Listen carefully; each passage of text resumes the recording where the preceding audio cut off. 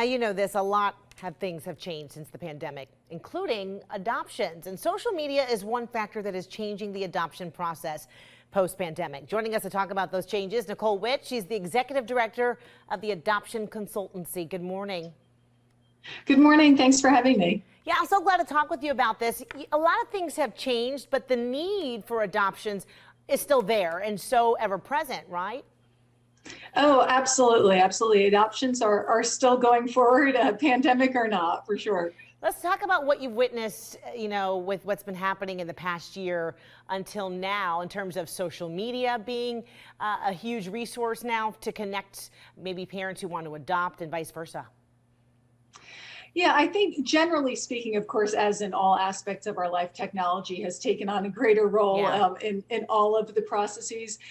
With social media, I think it hasn't changed so much its role in adoption as it has sort of become more important.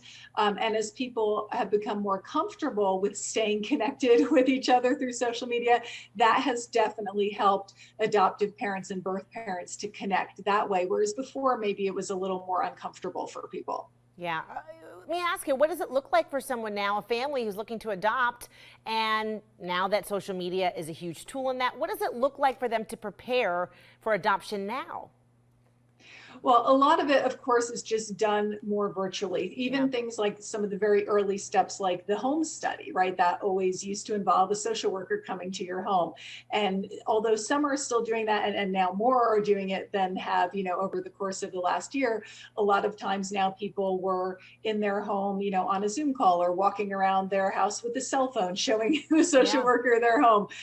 So all the steps of the process have just relied so much more heavily on technology. And unfortunately, have lost some of the personal touch, that goes along with that. Which is important, actually, though, when you're talking about something as important as this process.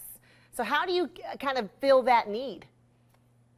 Yeah, I think, it is relying heavily on the Zoom or the Skype calls, especially to build that relationship between the adoptive parents and the expectant mom or the expectant parents. It's one thing to maintain a relationship that way. It's another one to build one from scratch. So that has been harder and just has required a lot more reliance on that. And when people have had the opportunity to meet in person, certainly it's been very beneficial when they've been able to take advantage of that. Of course, which is so great. Want to talk to you about this. Technology, like with anything else, there's great things about it, and then there's the bad things about it, and I don't think that this would be any exception. When we're talking about scams or, any kind of deception when it comes surrounding, this process virtually or any of the online, things out there, what should folks be looking out for?